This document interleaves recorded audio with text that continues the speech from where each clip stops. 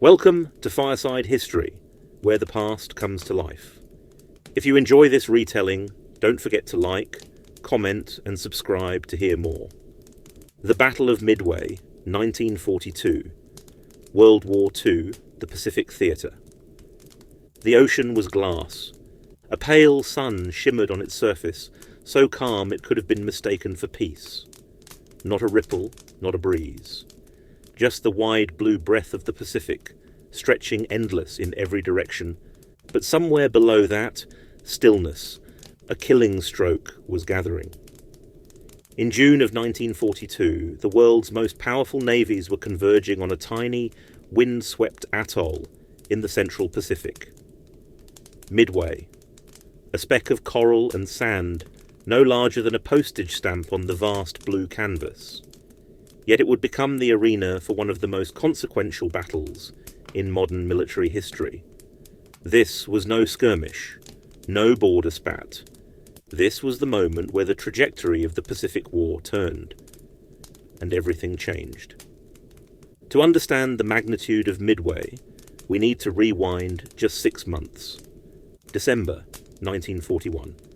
The Japanese Empire unleashes a devastating surprise attack on Pearl Harbor and plunges the United States into war. In under 2 hours, battleships are burning, aircraft are shattered, and more than 2,400 Americans lie dead. It is a gut punch to the United States Navy, and a near-total tactical success for Japan. But victory doesn't soften Tokyo's appetite, it sharpens it.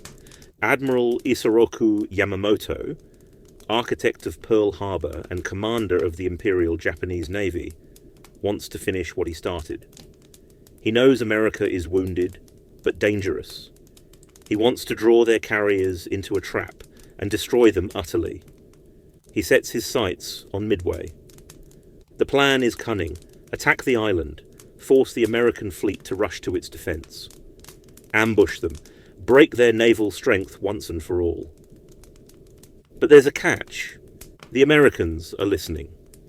In a cramped basement beneath Pearl Harbor, a group of codebreakers in the US Navy's intelligence unit, Station HYPO, are picking apart Japanese transmissions. And by May, they've cracked enough of the Japanese naval cipher to know something big is coming. The target, they suspect, is Midway, but Washington needs proof. So the officers at Pearl Harbor hatch a plan of their own. They send a bogus message from Midway claiming that the island's water purification system is down. Days later, Japanese intercepts report that AF is low on water. OF. That was the code name for Midway. The trap is real. Now the roles reverse. Admiral Chester Nimitz, commander of the US Pacific Fleet, sees an opportunity. He gathers his remaining carriers, USS Enterprise, USS Hornet, and the battered, freshly patched up USS Yorktown. 3 carriers against 4 of Japan's finest. The odds aren't good, but this time, the Americans know what's coming. By late May, Nimitz's plan is in motion. Midway's airfields are reinforced. Submarines are dispatched to watch for the Japanese fleet, and the American carriers, under the command of Rear Admiral Raymond Spruance and Rear Admiral Frank Jack Fletcher, steam toward a point northeast of the island, out of sight, waiting. Spruance is a thinker, a man of cool nerves chosen by Nimitz for his analytical mind, not his battlefield experience. But the Pacific doesn't care for experience. It rewards instinct, boldness, and soon Spruance will be tested in the crucible of fire. June 3rd. A scout plane spots the Japanese invasion force, a fleet of transports and escort ships, heading toward Midway. But the Japanese carriers, the real threat, remain hidden further west. American bombers launch preemptively and strike nothing. It's a misstep. But the air over Midway is already electric. Pilots sharpen pencils, write notes, pack their good luck charms. Fuel tanks are topped off, bombs wheeled into position, Ground crews sweat in the tropical sun, faces streaked with oil and salt. And above them, the sky waits. June 4th. Just after dawn, a swarm of Japanese aircraft, dive bombers, torpedo bombers, and agile Deadly Zero fighters race in from the northwest. Midway's radar picks them up early. Sirens wail. Pilots sprint across tarmac, boots hammering against steel and stone. Engines scream to life. The first aerial combat of the Battle of Midway begins over the atoll itself. The island defenders fight like hell. F-4, F Wildcats and Brewster Buffaloes claw at the incoming wave. But they're outnumbered, outgunned. Japanese bombers unload a savage bombardment. Craters bloom across the island like scorched petals. Fuel tanks explode. Hangars collapse. But Midway holds. Below, gunners man 5-inch batteries and anti-aircraft emplacements. The metal slams. The air roars with the shuddering bark of flak. And still, the island survives. Meanwhile, far to the northeast, the American carriers wait. What happens next is chaos. Beautiful, terrifying, fateful chaos. American carrier groups begin launching strike waves of their own. Hornet, Enterprise, and Yorktown throw everything they've got into the sky. Dive bombers, torpedo squadrons, scouts, they scatter across the Pacific hoping to find the Japanese fleet. The Japanese, meanwhile, have no idea the Americans are so close. They believe the enemy carriers are still days away. It's a fatal miscalculation. Torpedo Squadron 8, led by Lieutenant Commander John Waldron, is among the first to find the enemy. 15 Douglas TBD Devastators, old, slow, vulnerable. No fighter escort, just raw courage and 500-pound torpedoes slung beneath their bellies. They fly low, skimming the waves, straight into hell. Japanese Zeros descend like hawks. The squadron is butchered, shredded by cannon fire, wing after wing torn apart. Out of 15 aircraft, only one man survives. Ensign George Gay, who clings to a life raft as the battle rages around him. But Waldron's sacrifice isn't in vain. The Japanese carriers, Akagi, Kaga, Soryu, and Hiryu, are forced into constant maneuvers to avoid torpedo strikes. Their fighter cover is drawn low, just as another threat emerges from above. 10:22 a.m. A squadron of SBD Dauntless dive bombers, launched from the USS Enterprise and led by Lieutenant Commander Wade McCluskey, appears high above the Japanese fleet. By sheer chance, they've arrived at the perfect moment. Below them, Japanese carriers are rearming their aircraft for a second strike on Midway. Their decks are cluttered with bombs, fuel hoses, aircraft in pieces, a floating powder keg. There's no time to think. McCluskey orders the attack and the sky splits. Bombs scream downward in near-vertical dives. Aircraft howl, engines trembling from the G-forces. Then impact. Explosions rip through the flight decks. Fire blooms from the hangars. Japanese sailors, stunned, run through smoke and flame. Akagi, Kaga, and Soryu are hit, all within minutes. Flames consume them. Steel groans. The pride of the Imperial Navy is burning. The tide is turning. But Hiryu, the lone Japanese carrier still intact, retaliates. She launches a final counterattack. Her planes find the USS Yorktown and hit hard. Bombs strike her flight deck. Torpedoes punch through her hull. She lists, goes dark, and eventually slips beneath the waves. But Hiryu doesn't escape. American bombers return that evening and find her. The Dauntlesses descend once again. And within hours, she too is aflame. By nightfall, all 4 Japanese carriers have been destroyed. What began as a trap for the Americans has become a disaster for Japan. But the battle isn't over. The Pacific is vast. The war still young. Night falls slowly over the Pacific. Ash drifts across the sea like black snow. The charred skeletons of warships flicker on the horizon. Midway, once just a speck on the map, now floats in the memory of every man who survived the day. And for those aboard the American carriers, the adrenaline fades, replaced by something heavier. Shock, relief, grief. Below decks, crews move in near silence, bandaging wounds, scrubbing blood from the floors, counting the missing, then counting again, hoping the numbers change. They don't. Out at sea, Ensign George Gay still floats in his life raft. He's been there for hours, watching the battle unfold from the water, watching friends die, watching fire fall from the sky. And all he can do is stay still. The ocean, suddenly his enemy, is now his only shield. Above him, the night sky slowly turns violet. Stars emerge, and with them a sliver of moon. But peace doesn't return. Not really, because the war isn't finished with Midway just yet. In the hours after the Japanese carriers are sunk, chaos still reigns. American crews scramble to recover what they can. Wounded pilots are pulled from the sea. Damaged planes limp back to the decks. Some make it, some don't. On the USS Yorktown, things are worse. She's dying. Though the Japanese believe she's already gone, Yorktown is still afloat, listing, battered, but alive.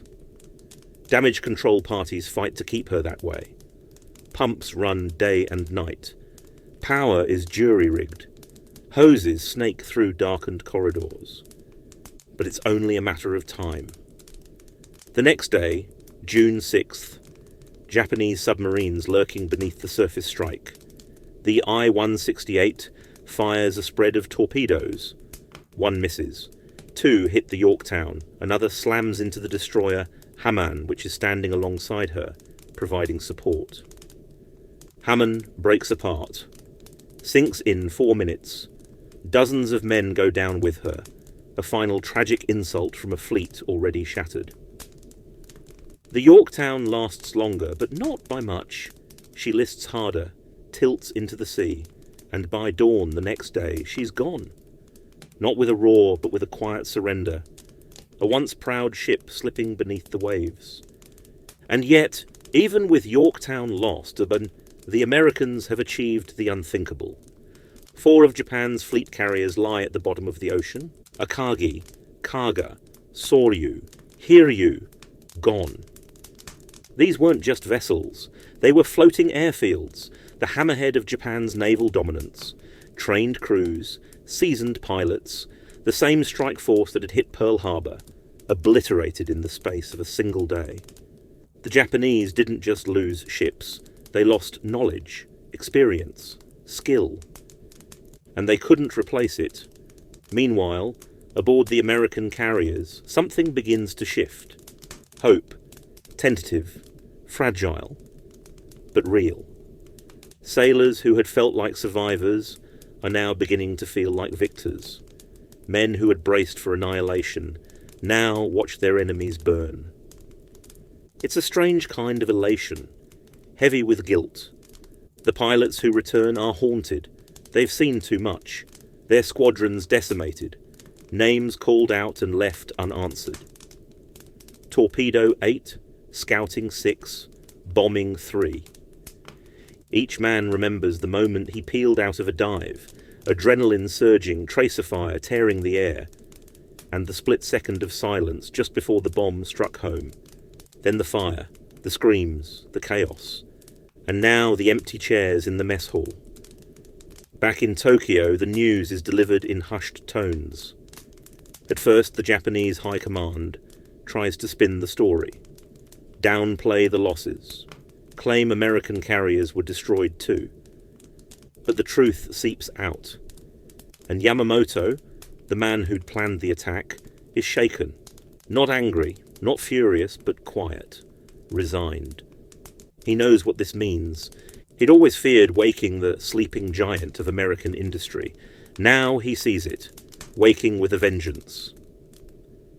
In Washington, the mood is different. For months, the United States had been losing. Guam, Wake Island, the Philippines. Every headline, another retreat. But Midway changes everything. The nation doesn't just celebrate. It breathes again. Newspapers splash headlines in block capitals. US fleet smashes Jap carriers. Navy triumphs at Midway. Radio hosts cheer. Families cry. Recruitment surges. At last, something to believe in.